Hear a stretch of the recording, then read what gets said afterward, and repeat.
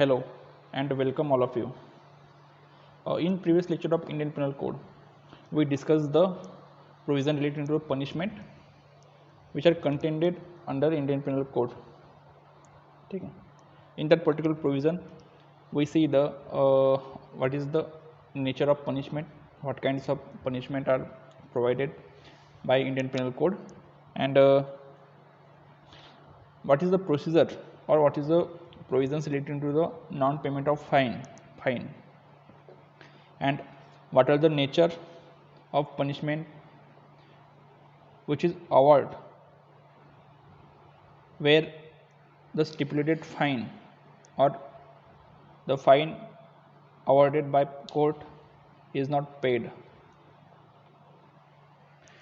In today's lecture, we see or we discuss the provision relating to solitary confinement, and we also start a new chapter, that is chapter 4, which provide the general exceptions. In prior lecture, we see about the general explanation, that is definition which are used in the particular offenses which are provided by Indian Penal Code.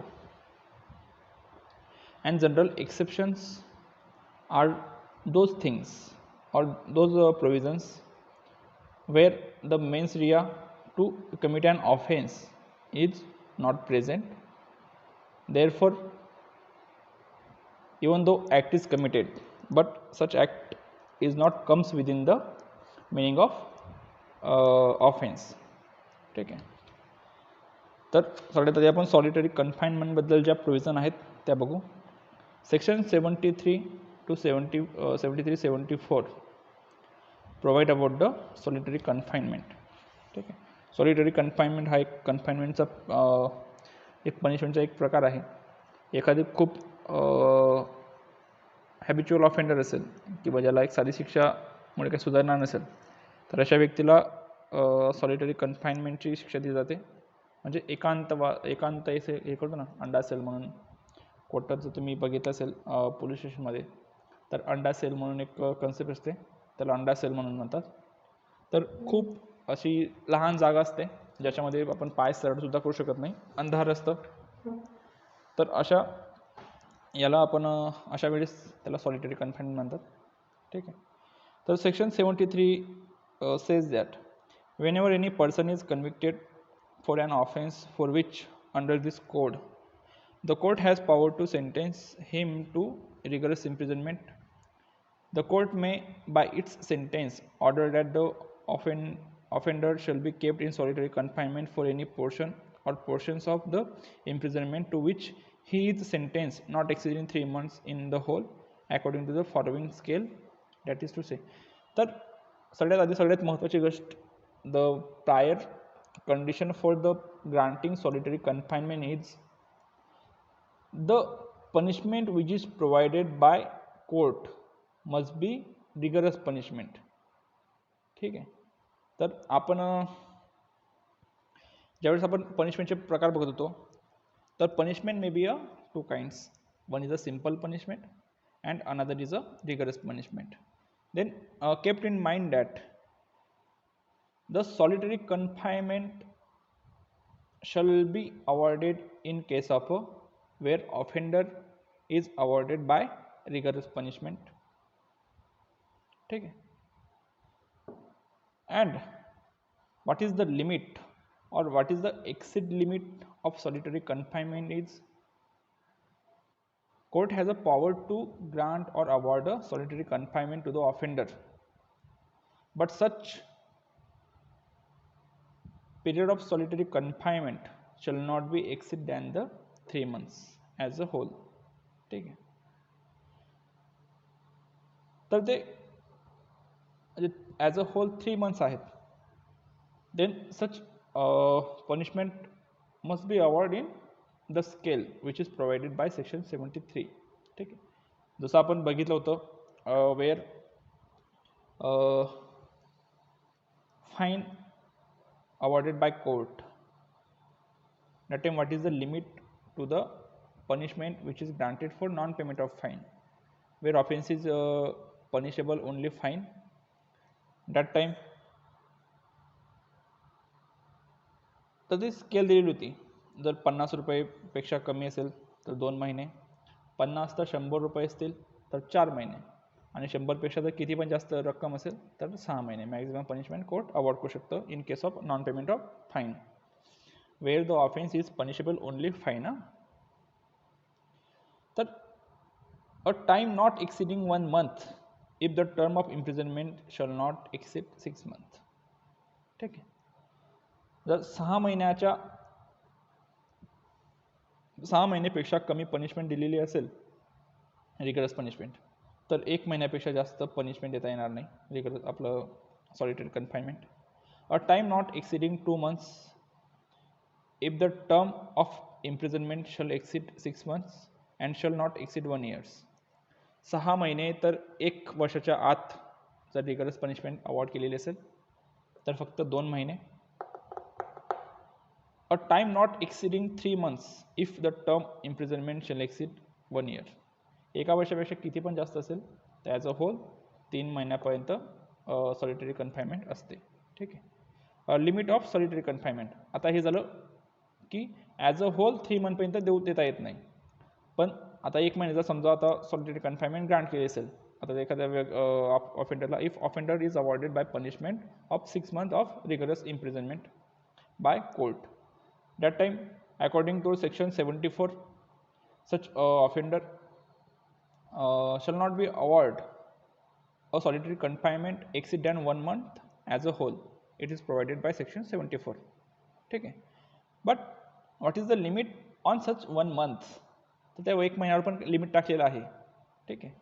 As a hole तुम्ही 1 महिना देऊ शकतात, where the punishment is awarded by magistrate to the offender which is in rigorous nature but which shall not be exceed than 6 months. Okay. Then in that particular case the court has power to grant or award a solitary confinement which shall not be exceed than 1 month as a whole. तर त्या 1 महिन्यावर पण limit टाकलेली आहे. According to section 74, the limit of solitary confinement which is provided under section 73. तर 74 काय सांगतं? In executing a sentence of solitary confinement, such confinement shall in no case exceed 14 days at a time with intervals between the periods of solitary confinement of not less than duration than such periods. And when imprisonment awarded shall exceed 3 months, the solitary confinement shall not exceed 7 days in any 1 month of the whole imprisonment awarded with the intervals between the same periods of a solitary confinement of not less than duration of such periods. तर एकदम साधं सरळ आहे. Where the imprisonment not exceed than 3 months, 3 महिनेपर्यंत जर हे असेल, काय असेल, पनिशमेंट दिलेली असेल, 3 महिन्याची पनिशमेंट दिलेली आहे, रिगरस इम्प्रिझनमेंट 3 महिन्याची दिलेली आहे. ठीक आहे. तर अकॉर्डिंग टू सेक्शन 73 अशा केसमध्ये किती पनिशमेंट देऊ शकतो, आपण किती पनिशमेंट देऊ शकतो याला ऑफेंडरला सॉलिटरी कन्फाइनमेंटची? तर नॉट एक्सिड दॅन 1 month. ठीक आहे. तर आपण ती स्केल बघितली ना, 6 महिनेपर्यंत जर पनिशमेंट असेल तर 1 महिना, 6 तर 1 वर्ष असेल तर 2 महिने, आणि 1 वर्षापेक्षा जास्त असेल तर 3 महिने ॲज अ होल देऊ शकतो.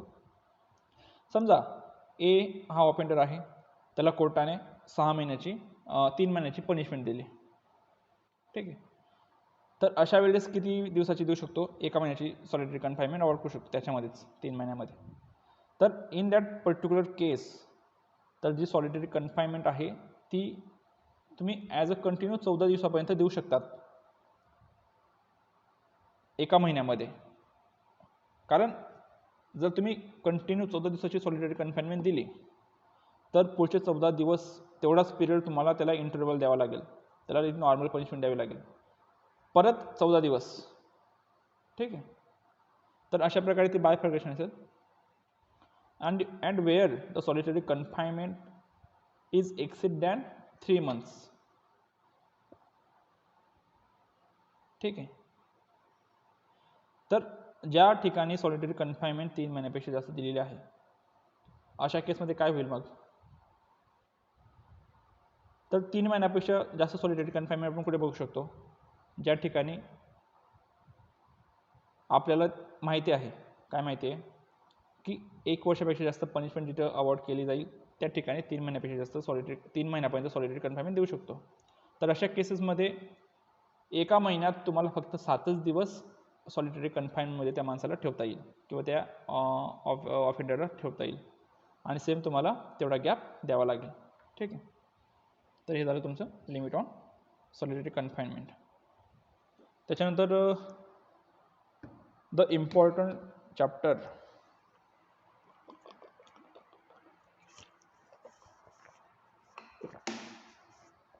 Of Indian Pinal code, that is general exceptions. ठीक आहे.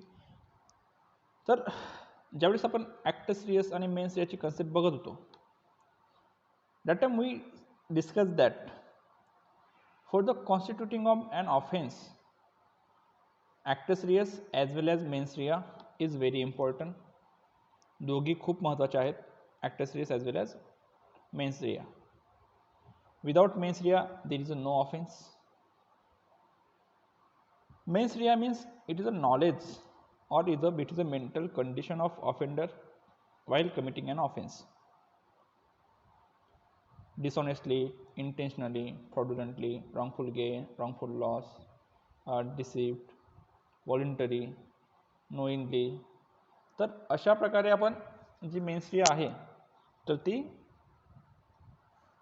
IPC मध्ये इव्हॉल्व केलेली आहे. बरोबर. तर in the case of general exceptions, the mens rea is excluded. ज्या ठिकाणी मेन्स रिया प्रेझेंट नसते तर तो ऑफेन्स नसतो आणि ती प्रोटेक्शन द्यायचं काम चॅप्टर 4 करतं. व्हाईल कमिटिंग और while if A commit any particular act which is an offense under the definition of any particular section contained under Indian Penal Code. But while committing that particular act, the mens rea of such person is totally exempted or which is not present at the commission of that particular act. तर अशा वेळेस काय? तर अशा वेळेस the case of such offender comes in the ambit of general exceptions. ठीक आहे. तर ते जनरल एक्सेप्शनमध्ये येत आहे. तर जनरल एक्सेप्शन बघताना आपल्याला बाकीच्या ज्या प्रोविजन आहेत, for example section 105 of Indian evidence act, तर ते सुद्धा बघणं आवश्यक आहे. कारण त्याच्यामध्ये सांगितलेलं आहे की the burden of proving the case of accuse comes under the general exception is on the accused. ठीक आहे. तर जनरली काय की बर्डन ऑफ प्रूफ ही एक कन्सेप्ट आहे जी तुम्हाला अजून माहिती नसेल. तर बर्डन ऑफ प्रूफ म्हणजे सिद्ध करायची जबाबदारी, सिद्ध करायचं ओझं. The burden of proof, burden म्हणजे ओझं आणि सिद्ध करायचं म्हणजे काय सिद्ध करायचं आहे. तर आपली केस कशी पुढे आपण जे कोर्टाकडे क्लेम केलेलं आहे तर ते कसं आपलं योग्य आहे किंवा ते कसं माझ्या फेवरमध्ये आहे, तर हे सिद्ध करायचं जे ओझं असतं त्याला बर्डन ऑफ प्रूफ म्हणतात. सेक्शन 102 इंडियन एव्हिडन्स ॲक्टचे जे आहेत सेक्शन 101, 102 तर 113A पर्यंत, तर ह्या ज्या प्रोविजन आहेत त्या बर्डन ऑफ प्रूफशी रिलेटेड आहेत. तर त्या तुम्ही एकदा वाचून घ्या जरी तुम्हाला इंडियन एव्हिडन्स ॲक्ट शेवटी शिकायचं असेल तरी. ठीक आहे. तर section 105 of Indian evidence act says that where the accused claimed or accused stated that his case comes under the general exceptions, then the burden of proof to prove this particular thing is on accused. Generally criminal मॅटरमध्ये burden of proving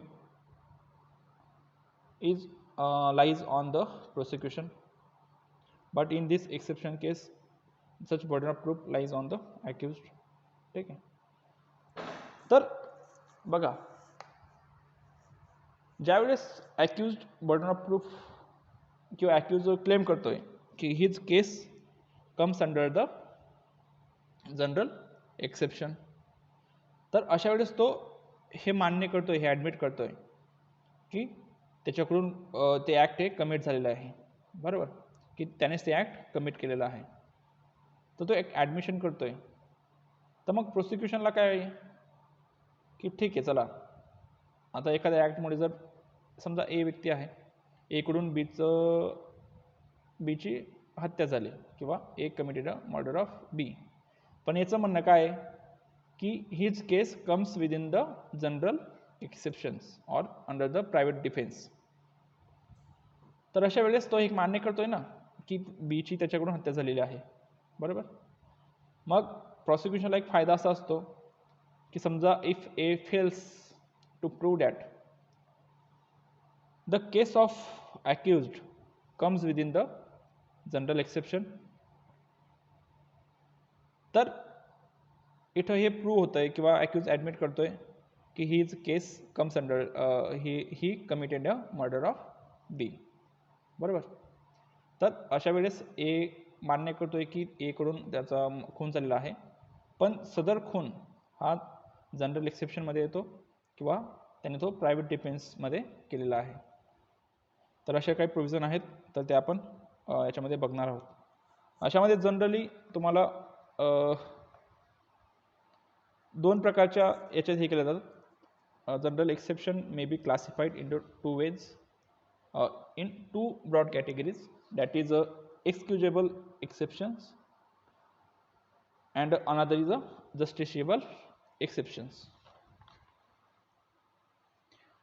Before discussing what is the excusable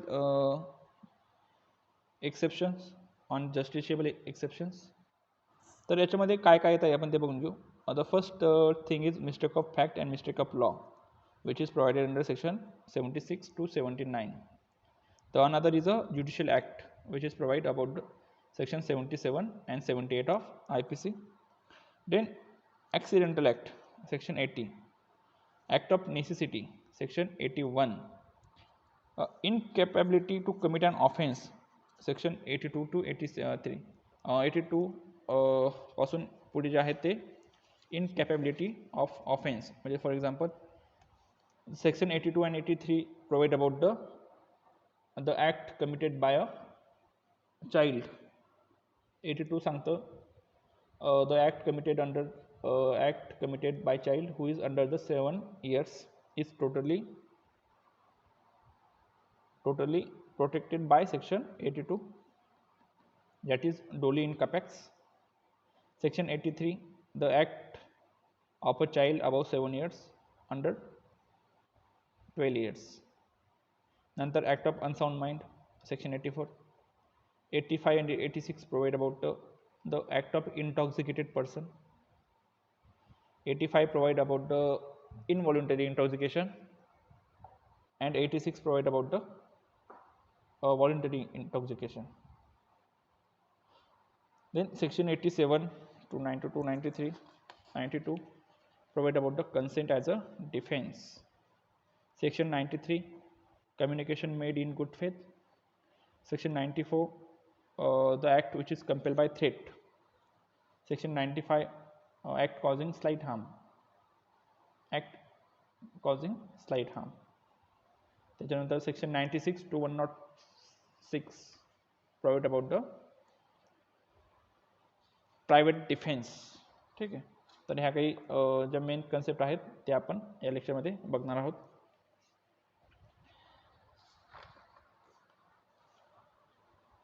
The provision which recently we told you that divided into two main groups.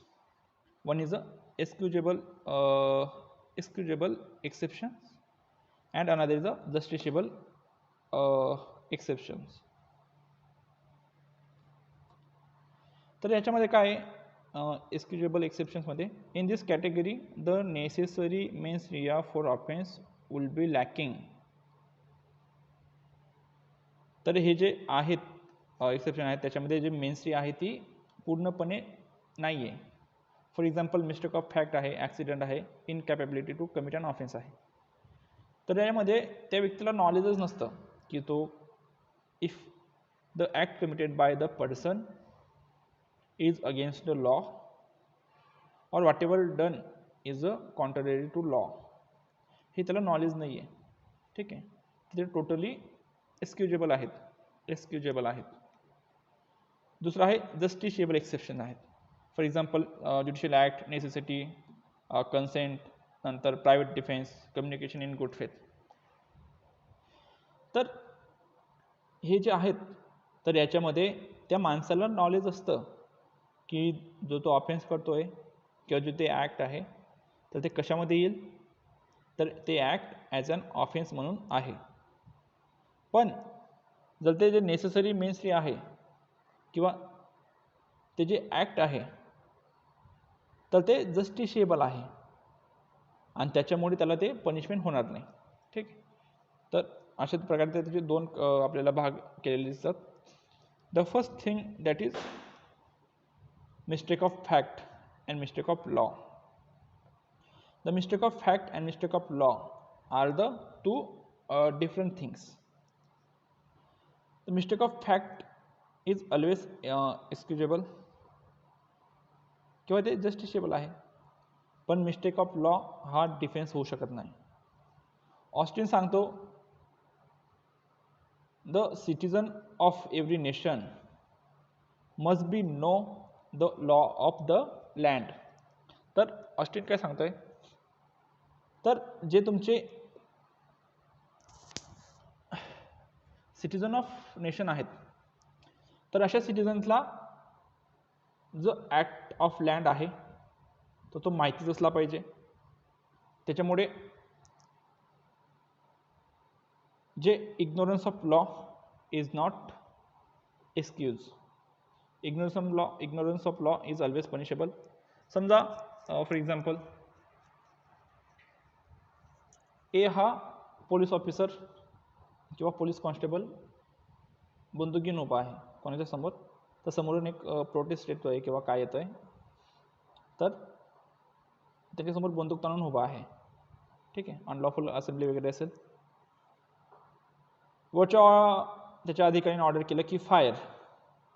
आता इथं त्याच्यावर legal duty आहे की त्याने fire करायला पाहिजे. त्याने फायर केलं आणि त्याच्यामध्ये बाकी इनोसंट लोकांची डेथ झाली त्या फायरमध्ये, तर त्याच्यावर काही लायबिलिटी येईल का? नाही येणार. कारण त्या पर्सनने ते ॲक्ट का केलं, under the bound of law. त्याला माहिती होतं की मी कायद्याने बांधील आहे ही गोष्ट करायला, बरोबर. तर अशा वेळेस ऑफेन्स होणार नाही. पण समजा एक व्यक्ती आहे एने बीला ठार केलं, ए कमिटेड द मर्डर ऑफ बी, आणि नंतर जेव्हा ट्रायल उभी राहिली केस याच्यासाठी कोर्टामध्ये ट्रायल उभी राहिली, after investigation the police officer forwarded the final report under section 173 of CRPC. Then court may frame issue of under section 302. त्यावेळेस या भाऊने डिफेन्स घेतला एने की असं आहे का की बीला मारणं हा गुन्हा आहे का? अरे साहेब, मला हे माहिती नव्हतं, पुढच्या वेळेस मी कुणाला असं मारणार नाही. चालेल का? नाही चालणार. कारण तुम्ही लॉचं जे हे घेताय, डिफेन्स घेताय, तर लॉचा डिफेन्स हा घेता येत नाही. कारण there is a presumption in civilise country that the citizen of every nation has a knowledge or aware about the law of such nation. तर जो व्यक्ती आहे, आता कोणाला किती लॉ माहिती आहे ते आपल्याला माहिती आहे, वकिलांना पूर्ण कायदे माहिती नसतात, तर सामान्य माणसाला काय माहिती नाही. पण प्रिझम्पशन आहे की every citizen must know the law of the land. ठीक आहे.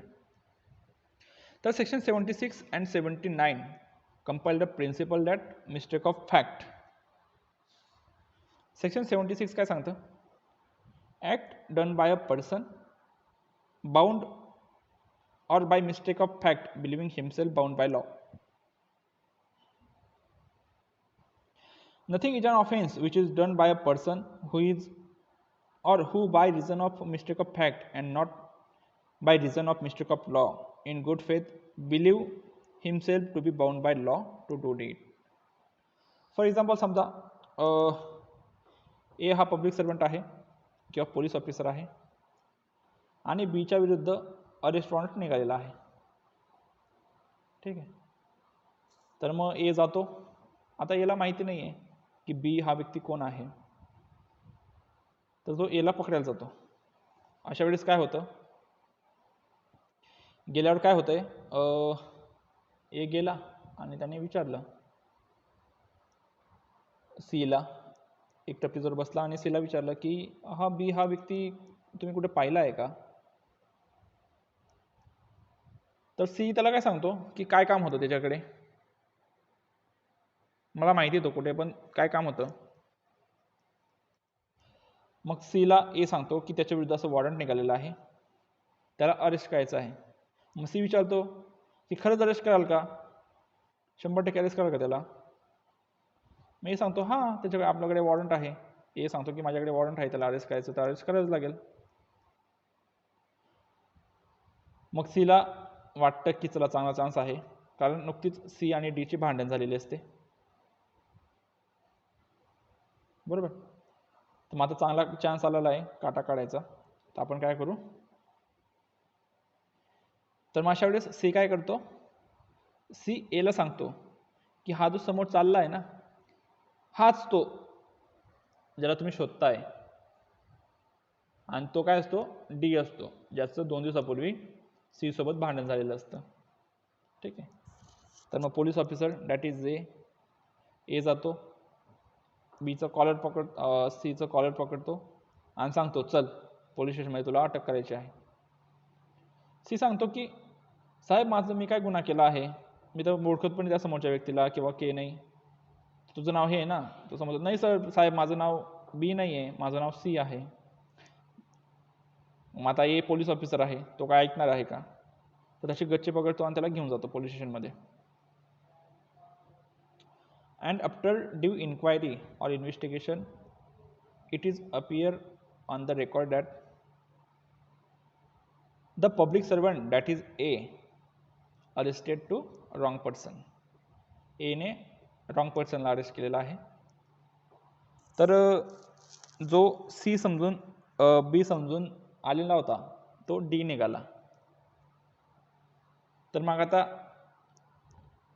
सीला डीला खूप त्रास झाला अशा गोष्टींमुळे. मग डी काय सांगतो, तुम्ही मला पकडून आणलं, आता मी A who is a public servant against him lodging a complaint, आता मी तुमच्या विरुद्ध कंप्लेंट लॉज करतो, FIR लॉज करतो for the offence of wrongful confinement. तुम्ही मला पकडून आणलं आणि पोलीस स्टेशनमध्ये डांबून ठेवलं 2 दिवस, तर याच्यासाठी तुम्हाला तुमच्या विरुद्ध गुन्हा दाखल करतो. त्याचा क्वेश्चन रिमेन होतो की whether A is a liable under section which is provided punishment for wrongful confinement. अशा वेळेस ए लायबल राहील का पनिशमेंटसाठी? तर नाही राहणार, कारण तो सेक्शन 76 खाली त्याला तो एक्झम्प्टेड आहे फ्रॉम द क्रिमिनल लायबिलिटी. बरोबर. कारण जर इंटेन्शनली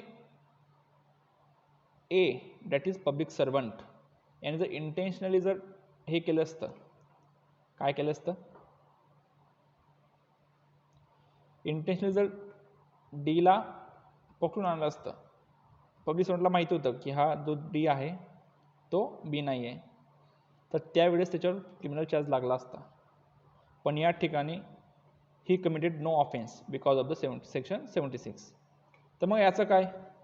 ज्या माणसाने याला रॉंग इन्फॉर्मेशन दिलेली होती पब्लिक सर्वंटला, दॅट इज सी. मग व्हॉट अबाउट द सी? तर section according to section 142 of IPC जो सी होता तर त्याला पनिशमेंट भेटू शकते. सेक्शन 142 काय सांगतं इथं बघूया मला.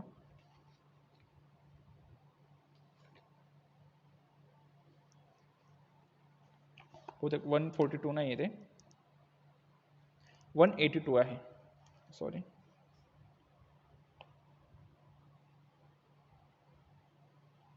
of IPC, false statement, false information with intent to cause public servant to use his lawful power to the injury to of another person. ठीक आहे. तर याच्या अंडर तो जो सी होता त्याच्या विरुद्ध गुन्हा नोंदला जाऊ शकतो, पण जो पब्लिक सर्वंट आहे तो याच्यापासून टोटली एक्झम्प्टेड राहील. तर illustration a soldier fires on a mob by order of his superior officer is conformity with the commands of law. A had no offence. एने त्याच्या वरिष्ठांच्या आदेशानुसार एखाद्या माणसावर गोळी झाडली किंवा एखाद्या मॉबवर फायर केलं तर the A who is a soldier committed no offence because he is bound by law to do that act. ठीक आहे. तो जर हे चुकीचं असेल तर जो पोलीस ऑफिसर आहे तो liable under the various sections of criminal code. ठीक आहे. तर हे झालं याच्याबद्दल mistake of fact. Section 79 provide about act done by a person justify or by mistake of fact believing himself justify by law. तर section 79 काय सांगतं, nothing is an offence which is done by any person who is justify by law or by who by reason of mistake of fact and not reason of mistake of law in good faith believe himself to be justify by law. ठीक आहे. तर for example आता हे उदाहरण समजून घेऊ. समजा ए रस्त्याने जात होता आणि बी आणि याचं अचानक लक्ष गेलं की त्याच्या बाजूने बी खूप जोरात पडून गेला आणि मागे काठी घेऊन सी त्याच्या मागे पडतोय, बीच्या मागे पडतोय. याने जेव्हा हे बघितलं एला वाटलं की जो सी आहे तो बीला मारूनच टाकेल. तर बीने काय केलं, बीला पकडून ठेवलं. बी ओरडतोय की मला सोड, मला त्याला मारायचं आहे, मला सोड, मला त्याला पकडायचं आहे, मला सोड, त्याला पकडायचं आहे. पण याने काय ऐकलं नाही. A is a very law abiding citizen. याने त्याला पकडून ठेवलं आणि पोलिसांच्या हवाली केलं. मग पोलीस स्टेशनमध्ये एला विचारलं की तू याला का पकडून आणलाय. तर याने सांगितलं की बी पुढे पडत होता आणि बीच्या मागे हा जो सी आहे तो काठी घेऊन पडत होता. मला वाटलं की सी बीला मारूनच टाकेल, त्याच्यामुळे मी याला पकडून आणला पोलीस स्टेशनमध्ये. बरोबर. तर पोलिसांनी सांगितलं की वा छान काम केलं, तुझा सत्कार व्हायला पाहिजे. ए खूप खुश झाला. ठीक आहे. याला वाटलं की आज आपण खूप छान काम केलं. मग पोलीस ऑफिसर गेला सीकडे. सीला विचारलं का रे तू कोणाला पण मारशील का काठीने. सी म्हटला नाही साहेब. मग काय झालं होतं, अहो तो जो बी होता तो माझ्या घरामधून चोरी करून पडत होता. त्याने माझं गोल्ड ऑर्नामेंट हे केलं, थेफ्ट केलं आणि मी त्याला पकडण्यासाठी जात होतो. तेवढ्यात हा ए कुठून आला आणि याने मला पकडलं आणि पकडून ठेवलं. तो जो बी होता तो त्याच्यामुळे पडून गेला, त्याला मी पकडणारच होतो. साहेब या बीवर गुन्हा नोंदा, आपलं एवर गुन्हा नोंदा. एचं तर आता तोंडातून पाणीच पडायलं. याला चांगलं करायला गेलो आणि वाईट झालं. तर अशा वेळेस तो जो ए आहे तो सेक्शन 79 खाली एक्झम्प्टेड आहे. कारण सेक्शन 79 खाली काय सांगतं, a person nothing is an offence which is done by any person who is justify by law. तर याला वाटतंय की जो मी काम करतोय ते कायद्याने योग्य आहे. Or who reason to mistake of fact and not by reason of mistake of law in good faith believes himself to be justify by law to in doing it. आता इथं मिस्टेक ऑफ फॅक्ट आहे. Mistake of fact कोणती, की याला वाटतंय की जो बी पडून जातोय, बीला वाचवण्यासाठी त्याने सीला पकडलं. त्याला वाटलं की सी बीला मारून टाकणार होता, पण फॅक्ट रिअल काय होती ती वेगळीच होती. तर अशा वेळेस त्याला वाटतंय की he justify by law to doing that act. तर मी जे काम करतोय ते कायद्याने योग्य आहे. तर अशा वेळेस एच्या विरुद्ध कोणताही गुन्हा नोंदला जाणार नाही. ठीक आहे. And A is totally exempted from the criminal liability. तर हे झालं. तर रिमेनिंग जो आस्पेक्ट आहे तो आपण पुढच्या लेक्चरला बघू. काही क्वेश्चन असतील, काही क्वेरीज असतील तर तुम्ही मला पर्सनली विचारू शकता, पर्सनल मेसेजने. ठीक आहे. काही समजलं नसेल तर तुम्ही ते पण विचारा. आपण नेक्स्ट लेक्चरला ते नक्कीच घ्यायचा प्रयत्न करू.